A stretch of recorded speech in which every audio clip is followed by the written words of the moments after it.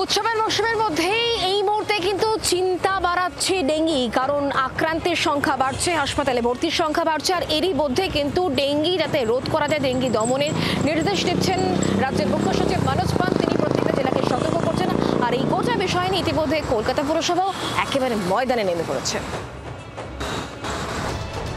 রাজ্য থেকে বিদায় নিয়েছে বর্ষা, বাতাসে হালকা হিমের পরশ, কিন্তু এখনো রাজ্যের বিভিন্ন এলাকায় জমে বৃষ্টির জল, তাতেই নতুন করে বংশ বিস্তার করছে এডিস মশা।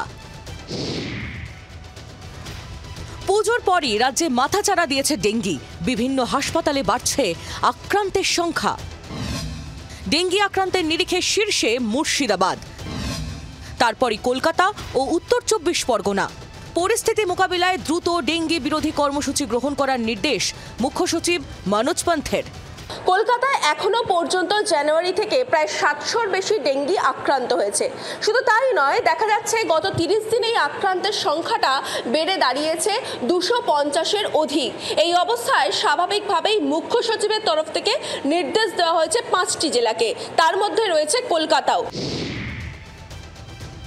স্বাস্থ্য বিভাগের আধিকারিকদের মতে অক্টোবর মাসে বৃষ্টি অব্যাহত থাকায় নভেম্বর পর্যন্ত নতুন সংক্রমণের সম্ভাবনা থেকেই যাচ্ছে। পুরসভা সূত্রে খবর, ১২টি ওয়ার্ডকে বিপজ্জনক বলে চিহ্নিত করা হয়েছে। সেখানে একই সঙ্গে মিলেছে ডেঙ্গি এবং ম্যালেরিয়া।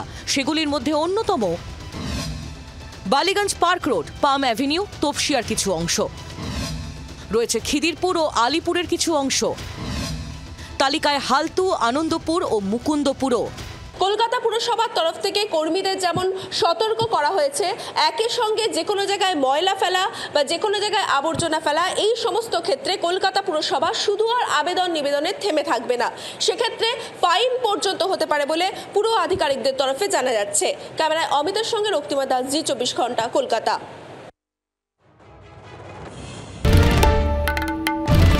বাংলার আওয়াজ, বাঙালির আবেগ, জি ২৪ ঘন্টা।